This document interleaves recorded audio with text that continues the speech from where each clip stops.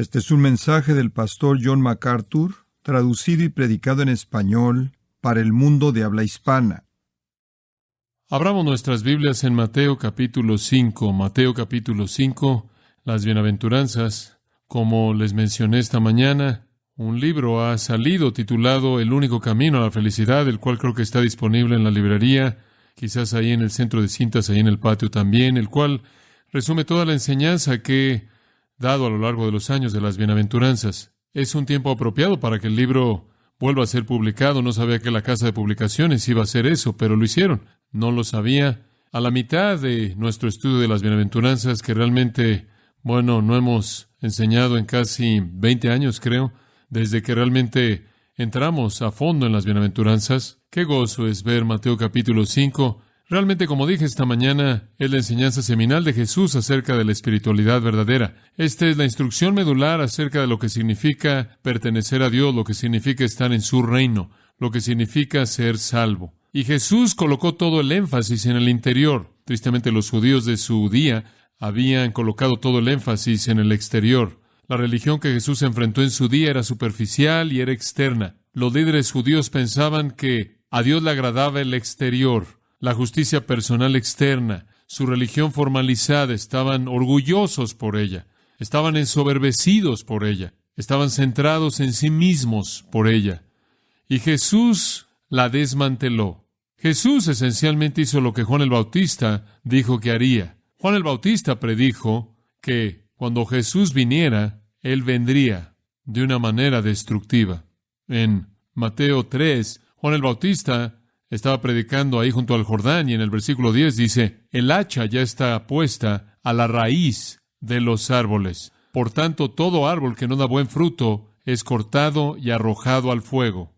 Él estaba adelantándose a la llegada inminente del Mesías, quien colocaría el hacha de juicio divino en contra del árbol de la religión formal, y Él derribaría esa religión externa que era tan desagradable para Dios. Y de nuevo lo digo, Jesús colocó todo el énfasis en el interior, no solo acción, sino actitud, no solo conducta, sino virtud. El énfasis no está en lo que yo hago, sino en lo que soy. Ciertamente Él está preocupado por la acción, pero esa acción que emana de la virtud justa. Como Martin Lloyd-Jones escribió hace muchos años atrás, un cristiano es alguien antes de que él haga algo. Todo comienza con quiénes somos. Y ser un hijo del Rey, pertenecer al reino de Dios, ser un cristiano, ser una persona salva, es poseer cierto tipo de naturaleza, cierto tipo de disposición, cierto tipo de virtud que es definida en estas bienaventuranzas. Como Martin Lloyd-Jones también dijo,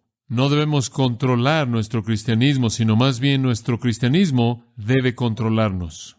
Y comienza desde el interior y se manifiesta en el exterior. Entonces Jesús, al dirigirse a los judíos de su día, se concentró en el corazón, identificando para nosotros el hecho de que la salvación o el cristianismo es algo que nos sucede en el centro mismo de nuestro ser. Como usted oyó antes, es algo que ocurre, que podría ser llamado una nueva creación. Controla todo lo que somos en la parte más interna de nuestro ser y fluye hacia afuera a partir de ese punto. Jesús no estaba interesado en la religión externa, Él no estaba interesado en la ceremonia religiosa formal, más de lo que Dios estaba. Él no estaba interesado en las obras superficiales, con motivos equivocados. Él estaba interesado en corazones transformados, puros. Él caracterizó a los judíos como sepulcros o tumbas pintadas de blanco por fuera, pero por dentro llenas de huesos de hombres muertos. Al dirigirse al asunto de una salvación real, de una religión real, de un conocimiento real de Dios, Jesús habla asuntos del corazón, y ya hemos cubierto las primeras 4 de estas bienaventuranzas. Él habla de aquellos que son pobres en espíritu, aquellos que lloran, aquellos que son gentiles, o mejor traducido, mansos, significa humildes, y aquellos que tienen hambre y sed de justicia. Esos son principios internos característicos que operan en la vida de aquellos que pertenecen al reino de Dios. La gente en el reino de Dios reconoce su bancarrota de espíritu, reconocen que no pueden hacer nada por agradar a Dios, reconocen que son pecaminosos, que son impíos, que no tienen esperanza, que son inútiles y no pueden hacer nada por ello. y lloran por eso. Hay una tristeza y lloro por eso. Como consecuencia, hay una humillación por ello, hay una vergüenza que viene con ello que produce mansedumbre. Y después hay un hambre y sed expresa de la justicia que saben que no poseen. También es verdad, según la quinta bienaventuranza, que esas personas que pertenecen al reino de Dios son por naturaleza misericordiosas. El versículo 7 dice, bienaventurados los misericordiosos, porque ellos alcanzarán misericordia. En algunas maneras, las primeras 4 bienaventuranzas en cierta manera se conectan con las siguientes 4, versículos 7, 8 y 9, y después en los versículos 10 y 11 usted tiene la octava. Usted puede verlas de esta manera.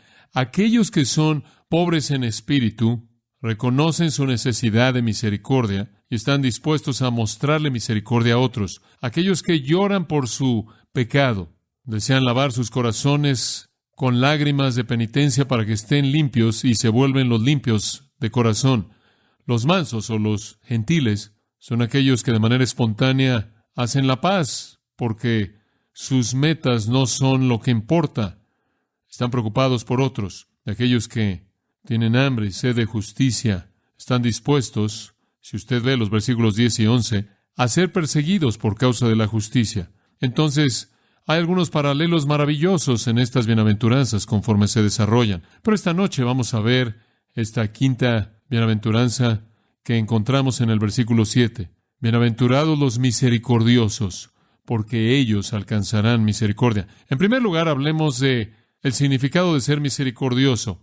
Esto quiere decir, ¿qué es lo que realmente significa? ¿Qué estamos diciendo aquí? Hay que reconocer que esta es una virtud humana magnífica. Es maravilloso conocer a una persona misericordiosa. Shakespeare, por ejemplo, habló de la misericordia en el discurso bien conocido de Porcia en El Mercader de Venecia. Él escribió, la cualidad de misericordia no está forzada. Esa es una frase más bien famosa. Cae como la lluvia gentil del cielo sobre el lugar que está abajo. Es doblemente bendecida. Bendice a aquel que la da y a aquel que la toma. Es la más fuerte en los más fuertes. Se convierte en el monarca que está en el trono, siendo mejor que su corona. Así escribió Shakespeare, exaltando la gran virtud de ser misericordioso. Inclusive el Talmud, el cual es una codificación de la ley judía, registra este dicho de Gamaliel, quien no fue menos que el maestro notable al que se hace referencia en el libro de los Hechos, un gran maestro judío. Y Gamaliel dijo de la misericordia, cuando tú tienes misericordia, Dios tendrá misericordia de ti. Y si no tienes misericordia, tampoco Dios tendrá misericordia de ti. De nuevo, él estaba exaltando la virtud de la misericordia como un camino a la bendición.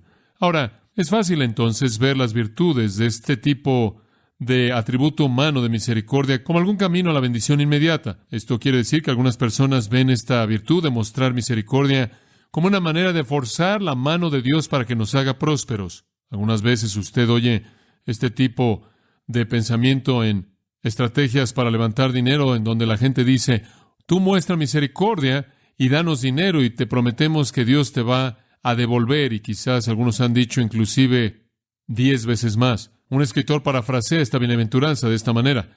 Esta es la gran verdad de la vida. Si la gente ve que nos preocupa, ellos se van a preocupar por nosotros. ¿En eso consiste? Todo consiste en ser amable a nivel humano para que usted pueda intimidar a la gente para que le devuelva amabilidad. Todo tiene que ver con, de alguna manera, forzar la mano de Dios. Desafortunadamente no es así de simple. El asunto es mucho más que una virtud humana. Es mucho más que una pequeña fórmula que de alguna manera se manifiesta en la vida. Sería agradable pensar en el hecho de que esta es la gran verdad de la vida, pero la realidad es que no lo es. Y la realidad es que usted puede encontrarse a nivel humano siendo misericordioso con la gente que a usted le devuelve crueldad. El asunto es mucho más que una virtud humana. De hecho, fueron los romanos quienes no admiraban la misericordia en absoluto. Los romanos admiraban la justicia. Los romanos admiraban la venganza. Admiraban la disciplina. Admiraban el poder y la fuerza. Y pensaban que la misericordia era una evidencia de debilidad. De hecho, algunos filósofos en el tiempo de la escritura del Nuevo Testamento dijeron que la misericordia es una enfermedad del alma. Es evidencia de una persona enferma. Y cualquier persona exitosa estaría avergonzada por ser llamada misericordiosa. Era una señal de debilidad. francamente no es diferente de nuestra época, ¿verdad? Ser misericordioso, ser perdonador, ser amable, ser gentil con la gente, pasar por alto sus transgresiones, mostrarles gran bondad, una bondad magnánima sin importar lo que le hayan hecho a usted, es una señal de debilidad en la actualidad.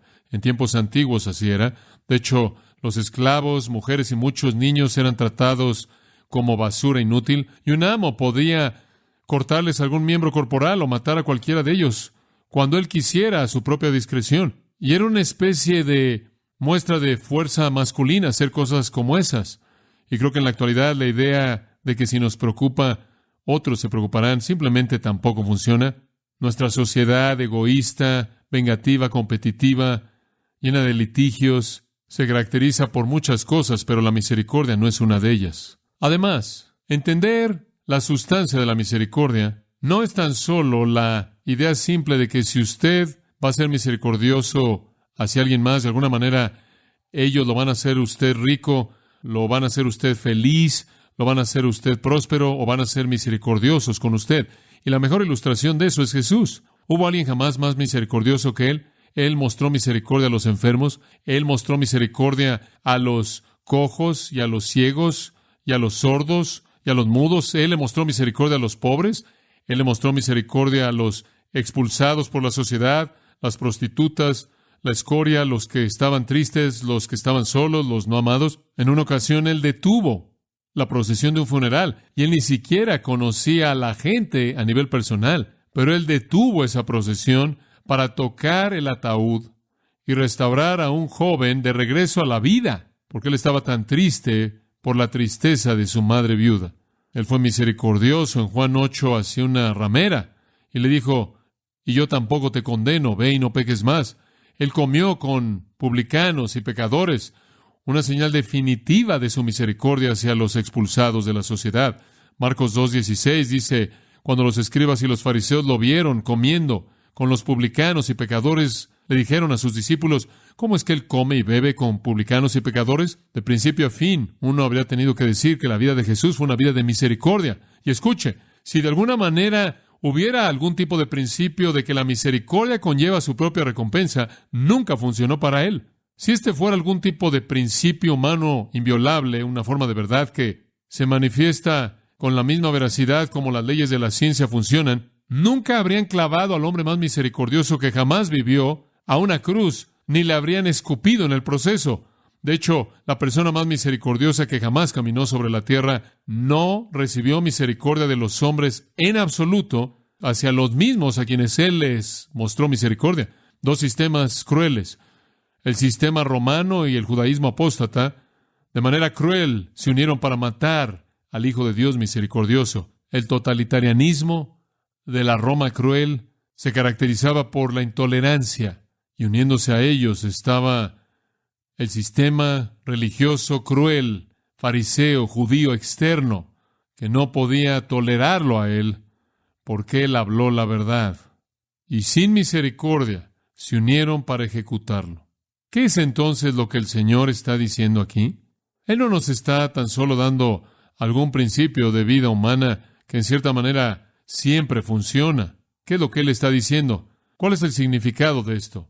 Bueno, tenemos que ver mucho más alto que a nivel humano para ver la respuesta. Esta misericordia no se refiere a alguna emoción humana natural, no se refiere a alguna especie de principio terrenal que esté en operación. Se refiere a una misericordia que crece, sale de una relación con Dios. Estamos hablando de algo que no es humano en absoluto, es divino. Estamos saliendo del reino de las tinieblas, del reino de los hombres, del reino de este mundo y entrando al reino de Dios. Estamos hablando de un tipo de misericordia que opera en el reino de Dios, no en el reino del hombre. Ahora veamos la palabra misma.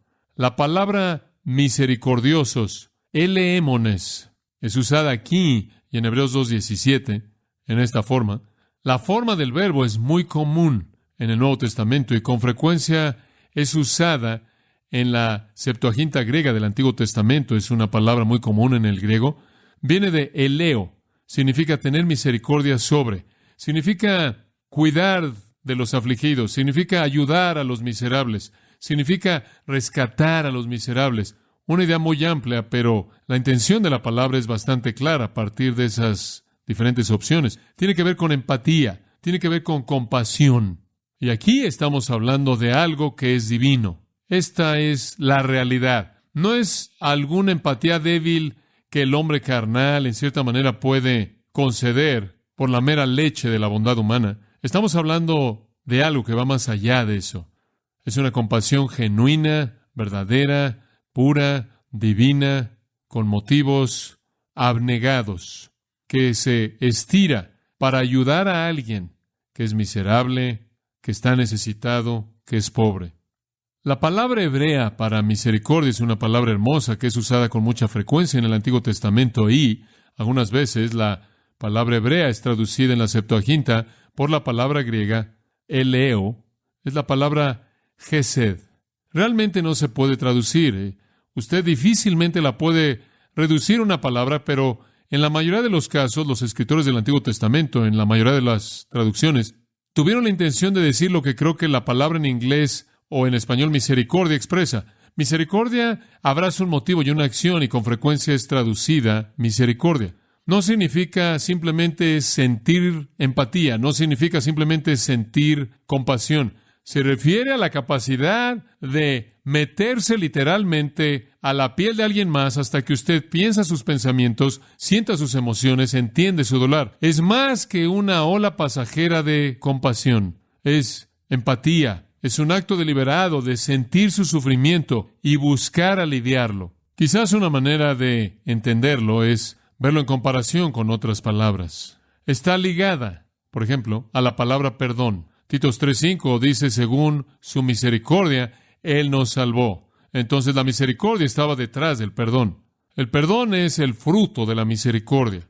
Cuando Dios nos vio con compasión y afecto y empatía, cuando Dios, por así decirlo, Dios en nuestra piel, Jesús encarnado, vino al mundo y sufrió todas las cosas que sufrimos, pero no pecó, fue tentado en todas las maneras en las que somos tentados. Hubo una gran empatía. Y Él se volvió por nosotros, un Salvador empático, compasivo y misericordioso. La misericordia entonces estuvo detrás del perdón. En Efesios 2, Dios, versículo 4, siendo rico en misericordia, debido a su gran amor con que nos amó, aun cuando estábamos muertos en nuestras transgresiones, nos dio vida juntamente con Cristo. Él nos salvó debido a la misericordia. La misericordia es un atributo de Dios que llevó al perdón. La misericordia es la empatía de Dios hacia los que están sufriendo, los que han sido expulsados, los miserables, los afligidos, los que han sido pisados. Nuestro Dios, según Daniel 9:9, tiene compasión y perdón. A partir de su compasión viene su perdón. Salmo 130 expresa la misma gran realidad. Creo que a veces pensamos en la misericordia como Dios reteniendo el juicio, y lo es. Pero la razón por la que Él retiene el juicio en misericordia es porque Él ha perdonado nuestro pecado. Entonces la misericordia está ligada al perdón. Pero ese es tan solo un aspecto. Hay muchas más misericordias que tan solo perdón. El Salmo 119:64 dice, la tierra está llena de tus misericordias. Génesis 32:10, no soy digno de la más pequeña de todas tus misericordias. Segundo de Samuel 24:14, porque sus misericordias son grandes. Nehemías 9:19, tu gran misericordia. Salmo 69:13, la multitud de tus misericordias. El perdón es una expresión de la misericordia de Dios, pero no es la única. Escucha el Salmo 145:9. Jehová es bueno para con todos, y sus misericordias están sobre todas sus obras. Usted puede ver en cualquier lugar en el mundo de Dios que Él creó y encontrar su misericordia expresada. Lamentaciones 3:22. Las misericordias de Jehová nunca cesan, porque sus compasiones nunca fallan. Y en donde hay compasión hay misericordia. Nuevas son cada mañana. Grande es tu fidelidad. Versículo 32 dice, Él tendrá compasión según su misericordia abundante. Y su compasión es expresada en su perdón y mucho más. Todos los regalos de gracia, todos los regalos que Dios nos da, todos los regalos buenos son expresiones de su compasión y empatía y misericordia. La misericordia también está ligada, en segundo lugar, al amor. Como le leí a usted antes, Efesios 2:4, según su gran amor, con que nos amó, Él por lo tanto fue misericordioso. Entonces, la misericordia fluye al perdón, pero a partir del amor. Comienza con el amor, se convierte en misericordia, se convierte en perdón. El amor es más amplio que tan solo la misericordia. Thomas Watson escribió, la misericordia respeta de manera apropiada a aquellos que son miserables. El amor es de una consideración más grande. El amor es como un amigo que los visita a aquellos que están bien. La misericordia simplemente es para los miserables. El amor es más grande, pero la misericordia es una expresión del amor. La misericordia, podríamos decir, es un médico para el enfermo. El amor es un amigo para todos. El amor actúa a partir del afecto. La misericordia actúa a partir de la compasión. El amor es constante. La misericordia es para momentos de miseria. El amor y la misericordia son diferentes, pero inseparables. La misericordia y el perdón son diferentes, pero inseparables. Si usted va a ser misericordioso, usted va a ser perdonador. Si usted va a ser misericordioso, usted va a ser amoroso. Y después está la misericordia y la gracia. La gracia es otra palabra que entra en esta discusión. El término eleos y sus derivados siempre tratan con lo que vemos de dolor y miseria y aflicción, los cuales son resultados del pecado, mientras que la gracia trata con el pecado mismo. La misericordia ve a la miseria que el pecado produce y la gracia ve al pecado mismo. Dios da gracia para nuestro pecado y misericordia para nuestra miseria como un resultado del pecado.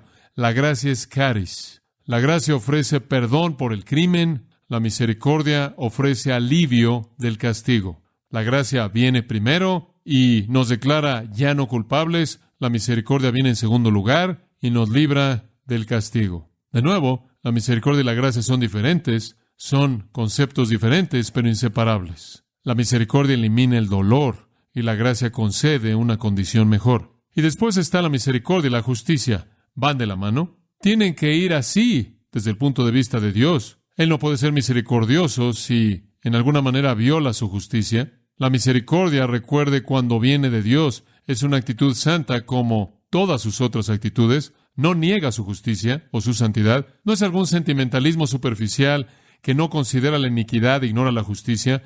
Esa es una misericordia falsa y no santa que quiere encubrir la justicia. Pero Dios, para ser misericordioso y mostrar misericordia, tuvo que expresar su justicia, como todos sabemos, y Él derramó su justicia en Cristo en la cruz, satisfaciendo el requisito de un Dios justo y santo y una ley justa y santa que habían sido violados, para que Él fuera misericordioso hacia los pecadores miserables que habían caído bajo el juicio por la violación de esa ley.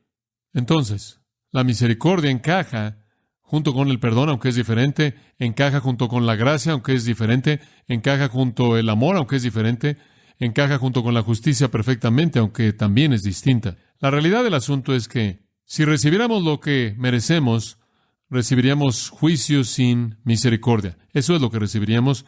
Recibiríamos juicio sin misericordia y lo mereceríamos. De hecho, en Santiago 2:13 dice, porque juicio sin misericordia se hará para con el que no ha mostrado misericordia. La misericordia triunfa sobre el juicio. Si usted es una persona misericordiosa, usted no será juzgada. Esa es otra manera de que Santiago diga, si usted es una persona misericordiosa, porque Dios le ha sido misericordioso a usted. En otras palabras, si a usted se le ha concedido misericordia divina, como hijo de Dios, usted demuestra que es uno que ha escapado del juicio. Pero la justicia ha sido satisfecha, el castigo ha sido implementado en Cristo. Podríamos decir entonces que la misericordia es más que el perdón, menos que el amor, diferente de la gracia y no es independiente de la justicia. Para resumir nuestra discusión de el significado de la misericordia, la definiremos en términos muy prácticos. Los misericordiosos no solo llevan los insultos de hombres malos, sino que sus corazones buscan alcanzar a aquellos mismos hombres malos en su miseria, porque saben que van a perecer en sus pecados. La gente misericordiosa no solo va a llevar el insulto, y no solo usted sabe, va a apretar los labios y va a apretar sus dientes y soportar el insulto, sino que más bien sus corazones alcanzan a esas personas que están siendo crueles porque entienden la miseria terrible en la que están. Los misericordiosos están dispuestos a ser insultados y están dispuestos a ser perseguidos, como se presenta más adelante. Son empáticos con esas personas que inclusive los atacan.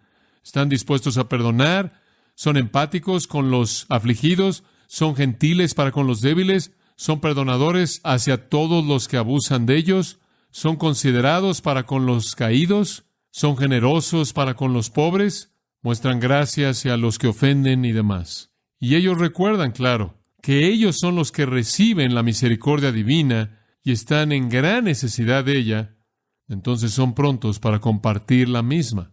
Es muy parecido a la parábola de Mateo 18, ¿no es cierto?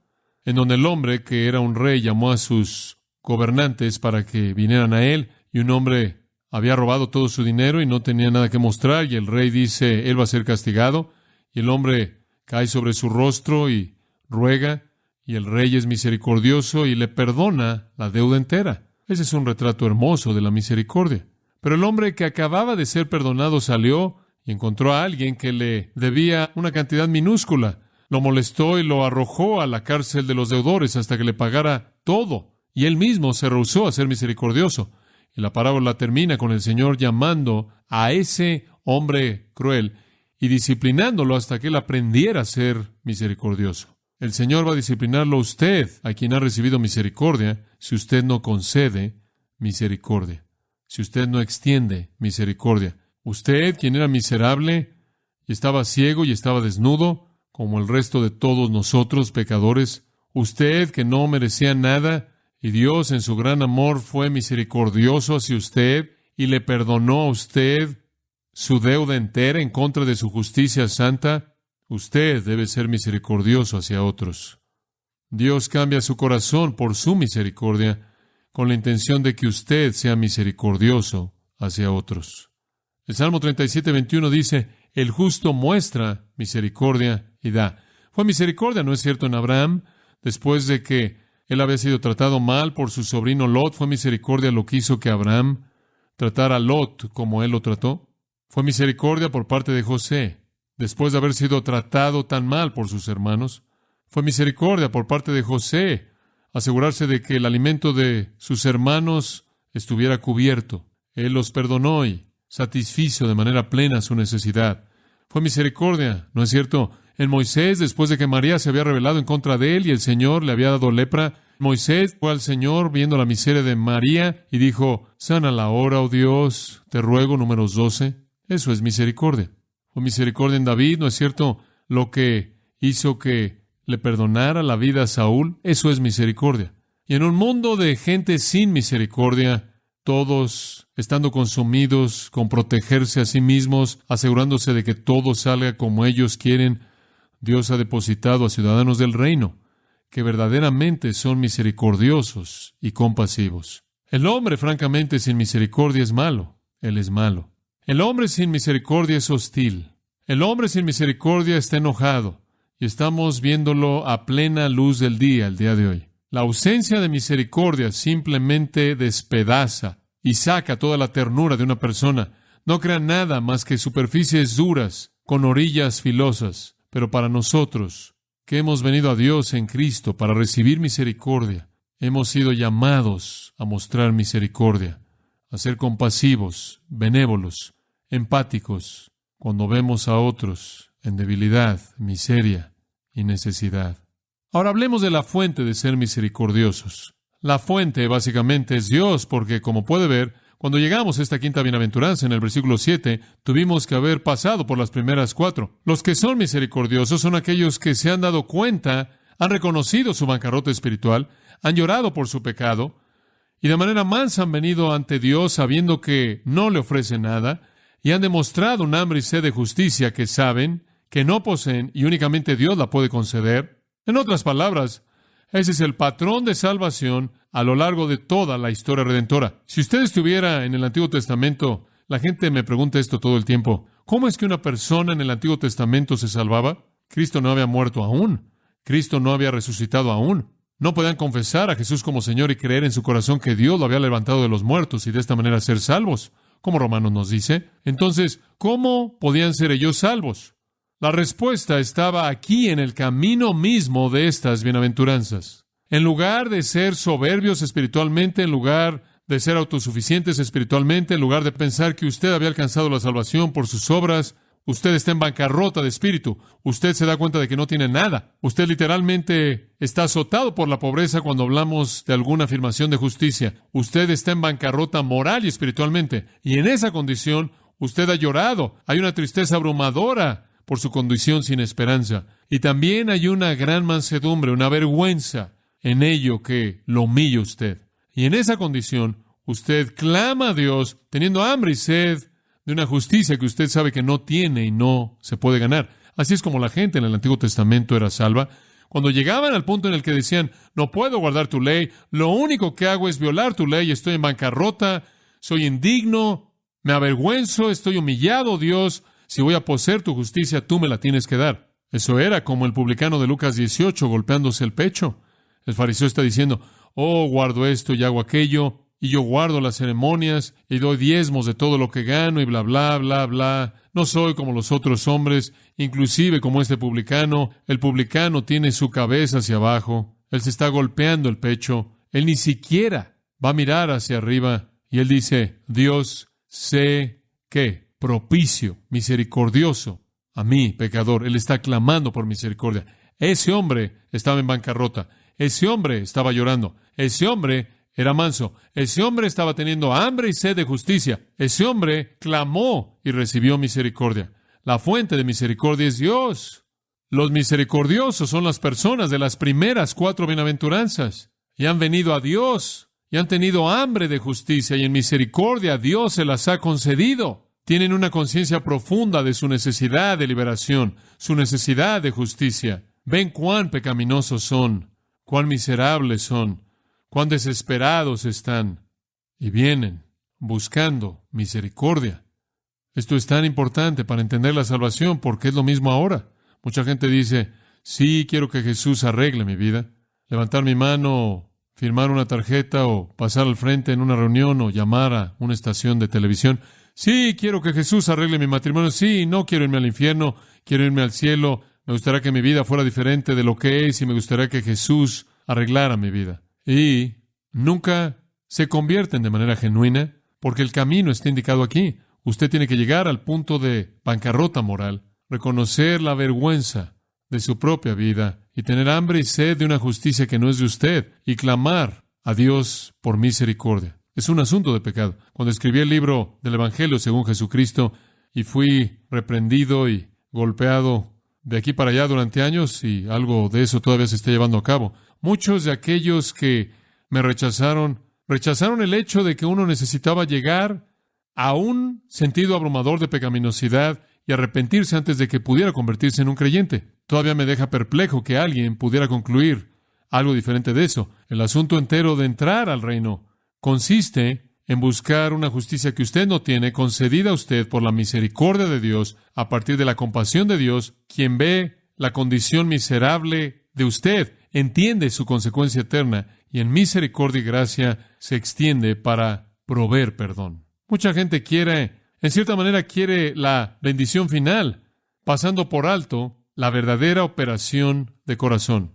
Balaam, el falso profeta, dijo, déjame morir la muerte de los justos y deja que mi fin sea como el de él. No es tan fácil, Balaam. ¿Quiere usted morir la muerte del justo y quiere terminar de la manera en la que el justo termina? Entonces venga usted a Dios en bancarrota de espíritu, triste por su pecado, avergonzado y teniendo un hambre y sed de una justicia que usted sabe que no posee y no puede ganarse. Un puritano sabio de la antigüedad dijo, Balaam quería morir como los justos, pero él no quería vivir como ellos. Si queremos la realidad de la misericordia en nuestras vidas de Dios, hay un camino, y el camino está ahí en esas bienaventuranzas. Dios entonces es la fuente de esta misericordia. Efesios 2:4. Dios, quien es rico en misericordia. Salmo 103:11.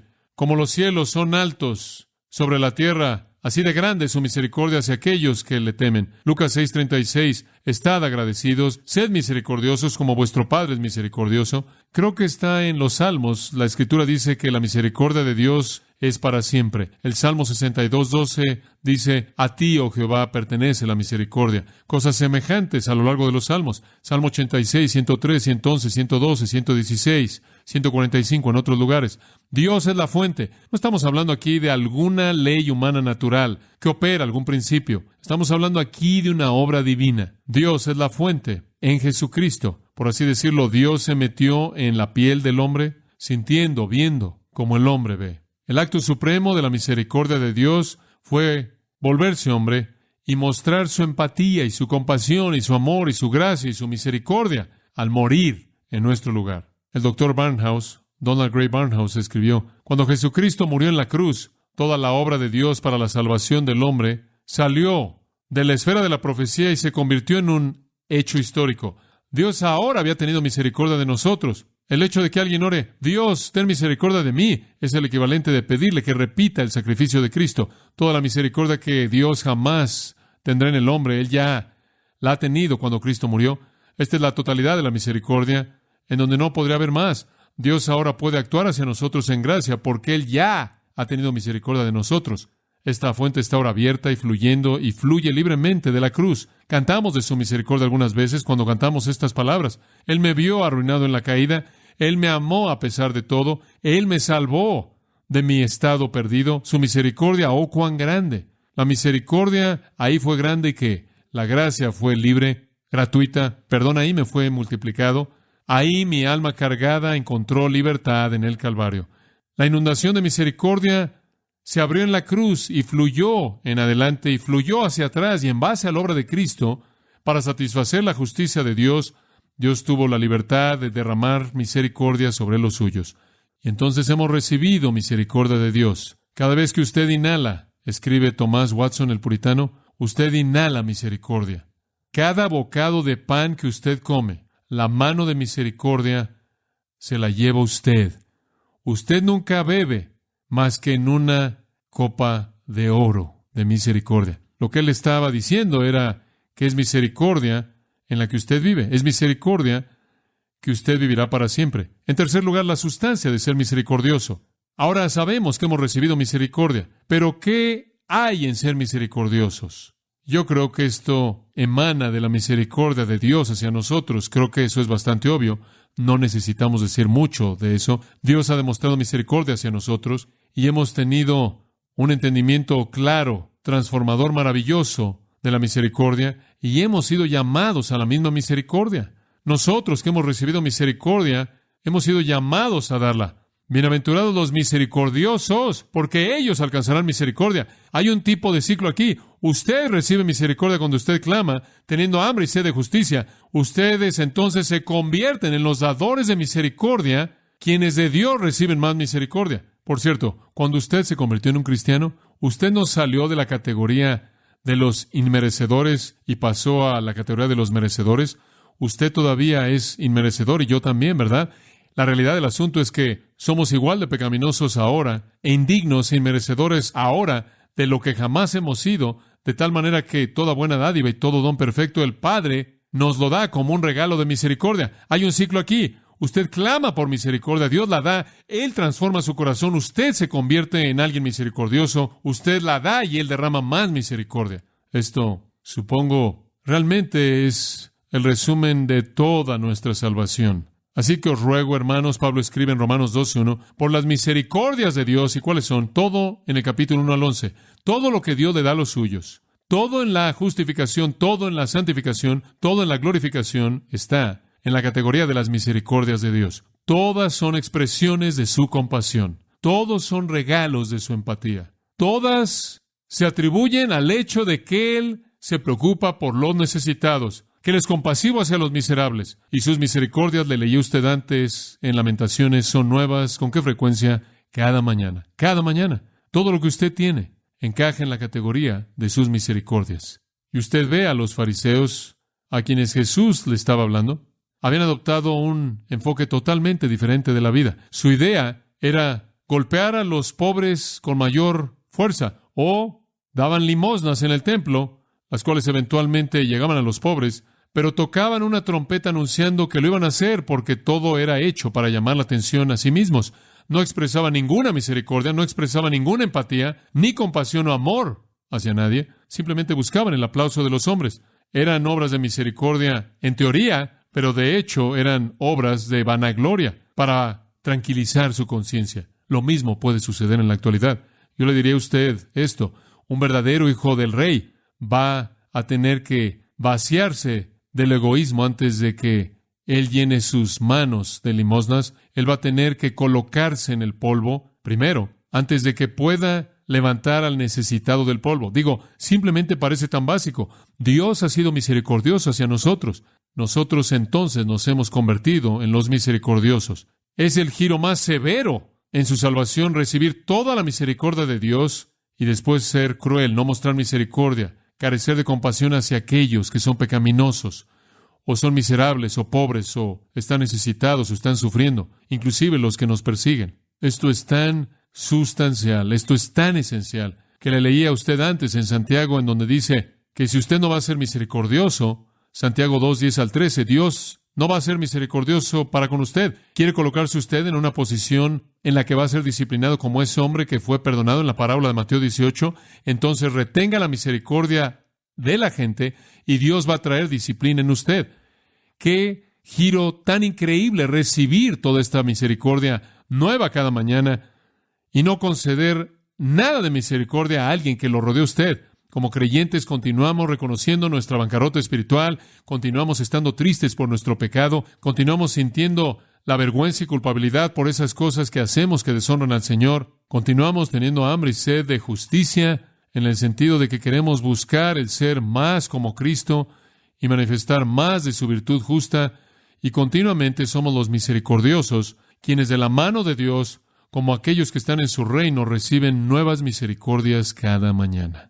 También incluiría lo que Jesús dijo en el siguiente capítulo, cuando Él estaba hablando de la oración, capítulo 6 y versículo 14.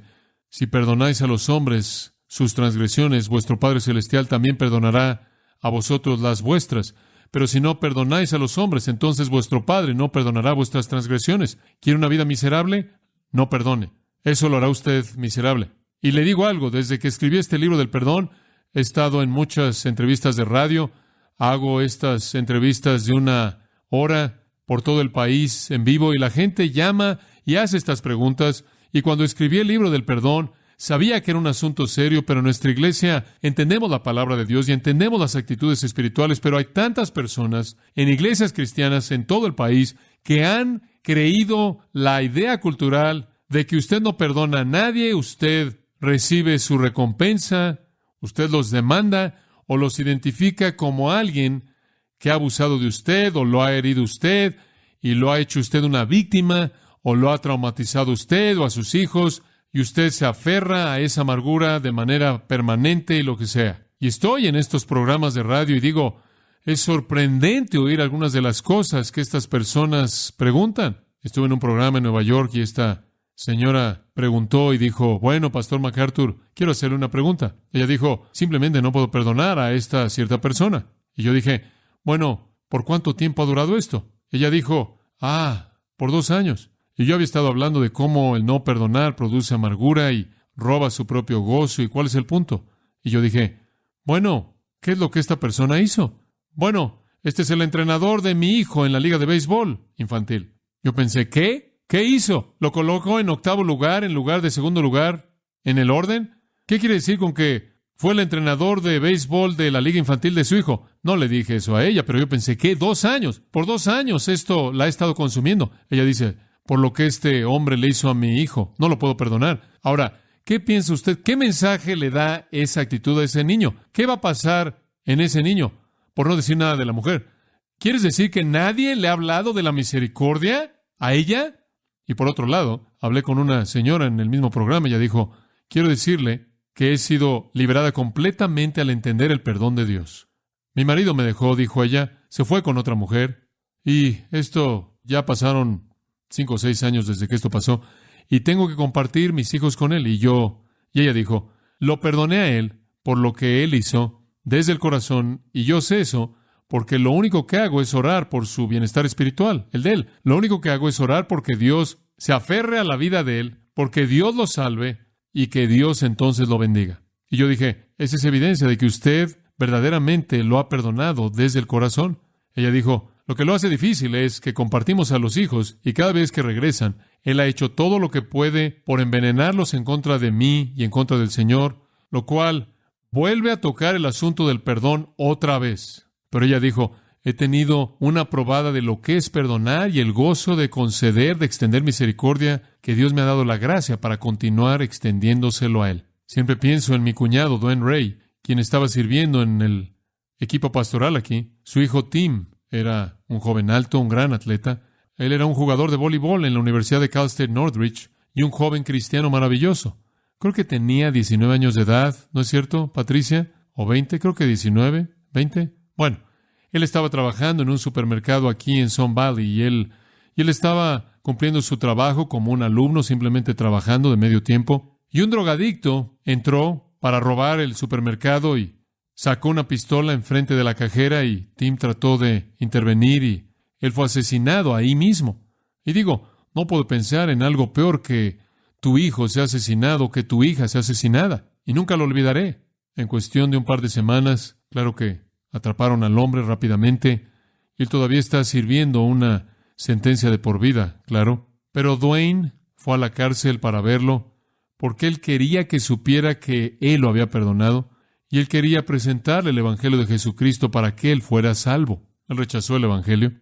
Pero esa es la esencia de la misericordia y eso es lo que Dios hace por nosotros, pecadores inmerecedores, y eso es lo que Dios nos ha pedido que extendamos a otros.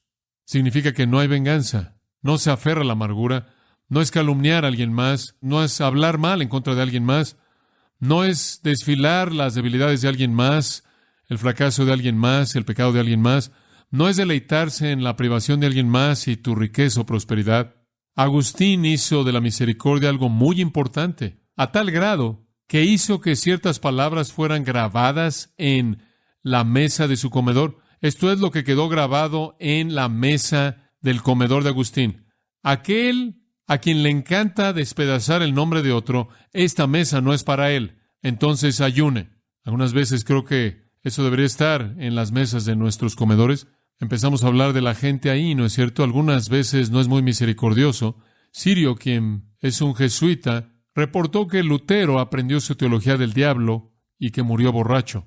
No es algo muy amable que decir de alguien, pero él estaba enojado con Lutero y entonces dijo que él aprendió su teología del diablo y murió borracho.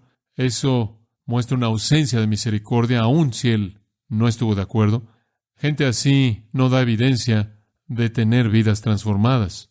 Alian, quien fue un escritor romano de historia natural, en sus reportes de la historia, dijo que en India había algo llamado un griffin, Griffin, y este animal tenía 4 patas como una bestia, pero tenía alas como un águila. Usted lo puede ver en la mitología, el griffin. Era difícil clasificar porque no podían decidir si era ave o bestia, y la leyenda antigua era que solo los dioses sabían. Así es con aquellos que profesan volar en las alas del cielo, pero no tienen misericordia. Pueden mover las alas todo lo que quieran, mientras que sus pies continúan lamiendo el polvo de la tierra.